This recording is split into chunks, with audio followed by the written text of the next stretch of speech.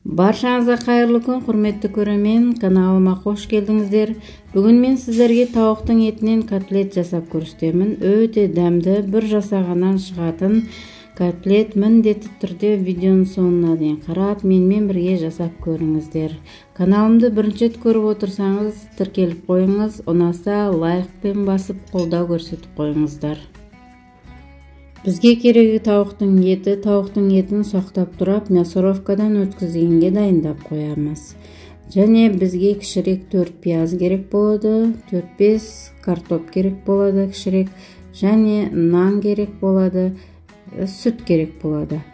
Бірінші біз кезекте шұңғыл ыдысқа нанымызды салып, үстіне сүт құйып, нанымызды сүтке жібітуге қойып қоямыз.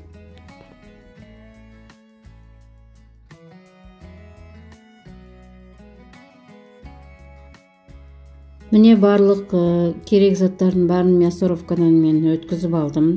Барлық пиязды да, картопты да, нанды да барлығын мясорубкадан өткізіп алғаннан кейін ешқандай суынан ажыратпай, осылай барлығын біркелкі салып араластыратын боламыз.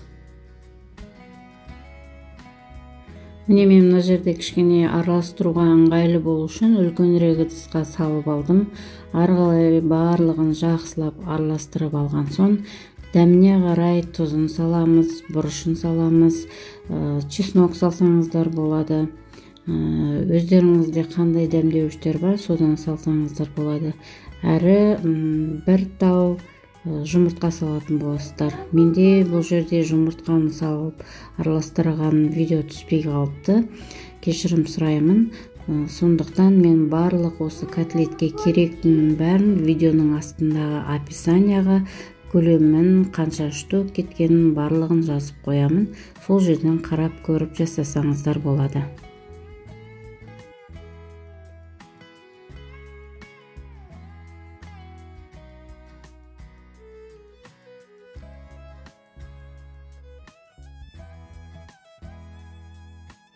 Міне котлетіміз толықтай араласып дайын. Енді осыны бір шетке қоя тұрамыз да, ары қарай табамызға май құйып, майымыз әбден ысығаннан кейін оттың астын кішкене баяулатып, котлетімізді өзіміздің қалаған формамызға жасап, ар жақ бер жағын қып-қызыл болғанша қуырып алатын боламыз.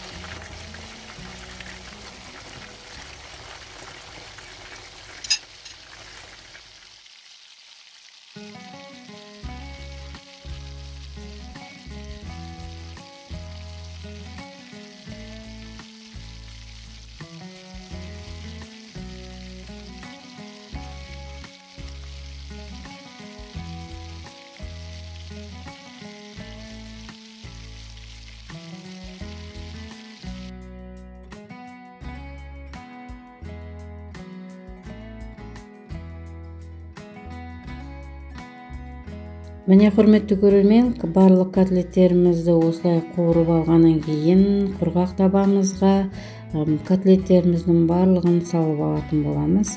Одан кейін үстіне кішкене май құямыз. Котлетімізді қуырып алған майымыздан құйсақ та болады.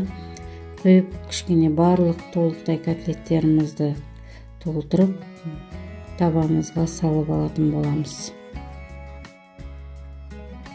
Барлық котлетімізді табаға толтырып салып алғаннан кейін біз ары қарай соусын жасайтын боламыз. Соусына бізге керегі кетчуп немесе томат керек болады.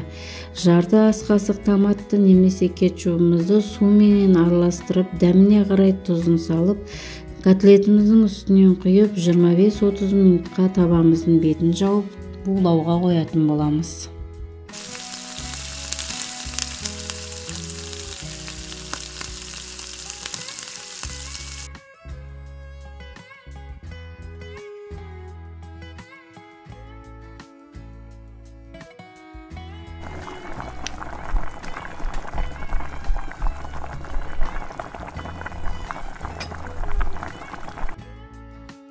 Міне котлетimiz дайын. Әдемі ыдыспен әдемі әшекейлеп, қасына қалауыңыз бойынша қалаған гарниріңізбен жасап, дастарханға ұсынсаңыздар болады. Өте дәмді котлет. Міндетті түрде жасап көріңіздер, ас болсын.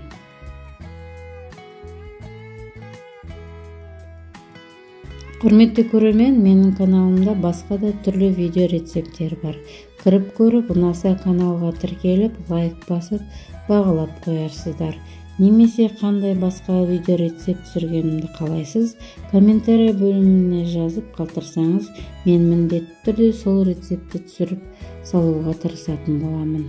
Сіздермен болған Айгүл Қалиқызы. Келесі жаңа видеомда кездескенше сау саламатта болыңыздар.